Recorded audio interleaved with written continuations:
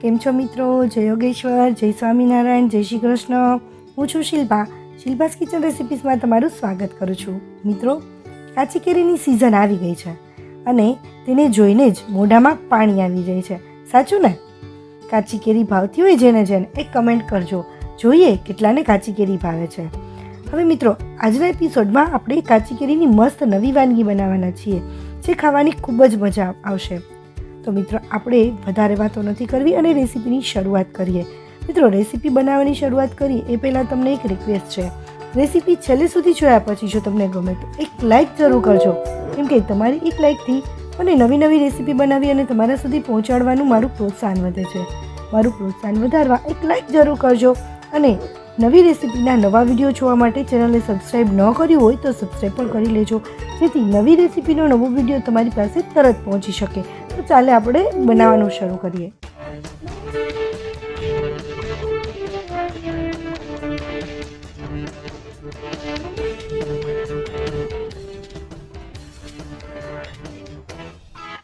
સૌથી પહેલાં આપણે એક પેનમાં ઘી લઈશું. લગભગ 3 ચમચી જેટલું થીનું ઘી લેવાનું છે, એટલે સાવ ગરમ ઘી નહીં પણ થોડું થીક ઘી લેવાનું છે. આ રીતે 3 ચમચી જેટલું મેં થીક ઘી લઈ લીધું છે. જો ગરમ ઘી હોય તો તમે 5 ચમચી જેટલી લઈ શકો છો. તો એ ગરમ થાય ત્યાર પછી આપણે એની અંદર રાઈ નાખીશું. પણ ઘી તેલ જેટલું ગરમ નથી થતું, એટલે થોડું ગરમ થાય ત્યારે આપણે રાઈને આ રીતે સાતડી લેવાની છે. અને રાઈ સતળાઈ જાય અને ફૂટવા લાગે એટલે એની અંદર આપણે થોડી એવી વરિયાળી નાખીશું. 1/2 ચમચી જેટલી વરિયાળી નાખીશું. એનાથી ટેસ્ટ ખૂબ જ સરસ આવશે. હવે ત્યાર પછી થોડી એવી ચપટી એવી હિંગ નાખીશું. એને પણ આપણે ઘીમાં સાતળી લઈએ. ત્યાર પછી એની અંદર આપણે મીઠા લીમડાના પાન આ રીતે કટ કરીને નાખીશું, જેથી એની સુગંધ સરસ આવશે. એને પણ થોડા ઘીમાં સાતળી લઈએ અને ત્યાર પછી એની અંદર આપણે ડુંગળીના કટકા નાખવાના છે. હવે ડુંગળી મેં આ રીતે સુધારી લીધી છે. મારે મોટી સાઇઝની મીડિયમ સાઇઝની ડુંગળી હતી, બહુ મોટી નહીં અને નાની પણ નહીં. તો એ મેં 2 ડુંગળી સુધારી લીધી છે અને આ રીતે કટકા કરી લીધા છે. તો એને એકદમ લાઇટ પિંક કલરની થઈ જાય ને ત્યાં સુધી આપણે એને સાતળવાની છે. લાઇટ પિંક કલરની થઈ ગઈ છે હવે. અને ત્યાર પછી આપણે એની અંદર થોડી એવી હળદર નાખી દઈશું. અત્યારે જ હળદર નાખવાથી એ હળદર સરસ પાકી જશે, એટલા માટે હળદર આપણે અત્યારે જ નાખી દઈએ અને એને મિક્સ કરી દઈશું અને થોડીવાર હલાવીશું. મિત્રો, તમને કેરીની કઈ વાનગી વધારે ભાવે છે અથવા તો કઈ વાનગી શીખવી છે કે કઈ વાનગી બનાવી છે એ મને કમેન્ટમાં કહેજો, તો એ વાનગી પણ હું તમને શીખવાડીશ અને વિડીયો બનાવીશ. હવે મિત્રો, આપણે જુઓ આ જે ડુંગળી છે ને એ સરસ છૂટી પડી ગઈ છે અને સતળાઈ ગઈ છે હળદર. ત્યાર પછી કેરીના કટકા પણ અવળાવડા મેં કરી લીધા છે. અહીંયા મેં એક મોટી સાઇઝની કેરી હતી, જે તોતા કેરી આવે છે ને એ તોતા કેરી એક મોટી સાઇઝની કેરી હતી. તો એ કેરી મેં સુધારીને આવડા કટકા કરી લીધા છે. એ આપણે કેરીના કટકા નાખી દીધા પછી આપણે મીઠું નાખીશું.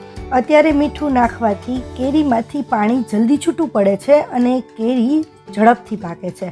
એટલે પહેલાં મીઠું નાખવા કરતાં કેરી નાખ્યા પછી આપણે મીઠું નાખીશું અને ઢાંકી અને થોડી વાર પાકવા દઈશું. એકદમ ધીમા ગેસ ઉપર આપણે પાકવા દઈશું. લગભગ 2 મિનિટ સુધી પાકી જાય ત્યાર સુધી આપણે એને આ રીતે ઢાંકીને પકાવવાનું છે.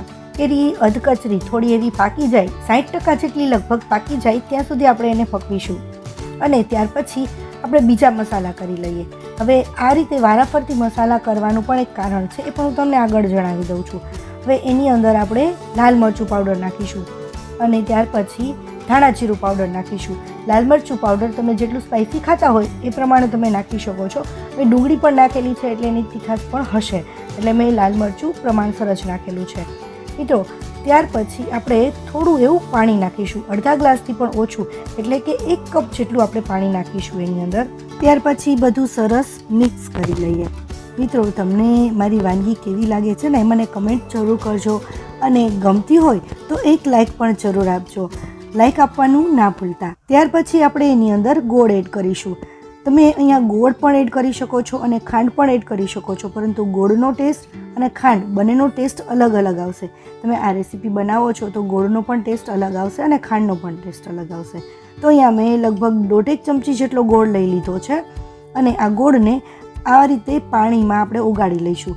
હવે મિત્રો આ રીતે વારાફરતી બધા ઇન્ગ્રીડિયન્ટ્સ એટલે કે બધા મસાલા નાખવાનું કારણ છે કે ગોળ જો વહેલા નાખી દેશો તો એ જામી જશે, ગોળ પાપડી જેવું બની જશે, સરખો ઓગળશે પણ નહીં અને બધા મસાલાની સાથે ચડશે પણ નહીં.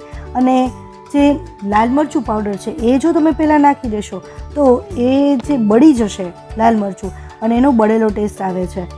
એટલે આપણે વારાફરતી આ રીતે મસાલા નાખીશું તો એનો જે ટેસ્ટ છે એ પણ ખૂબ જ સરસ આવશે. બધા મસાલા પણ પાકી જશે અને જે આપણે ટેસ્ટી સ્વાદ બનાવવો છે ગમે તે રેસીપીમાં એ ટેસ્ટી બનશે. તો આને ઢાંકીને આપણે ફરીથી 5 મિનિટ જેટલું ધીમા ગેસ ઉપર પકવીશું. તમારે જેટલો રસો રાખવો હોય એ પ્રમાણે તમે પકવી શકો છો. હવે જુઓ તમારે આપણી કેરી પણ પાકી ગઈ છે. હું અહીંયા તમને કટ કરીને બતાવી દઉં. એક પીસ છે, આ પીસ આરામથી કટ થઈ જાય છે. આ લાકડાનો તવેતો છે તો પણ એ સરળતાથી કટ થઈ જાય છે. હવે ગેસને ઓફ કરી દઈશું અને આપણે એને સર્વ કરીશું. મિત્રો આ તમે સંભારા કે શાક તરીકે પણ ખાઈ શકો છો.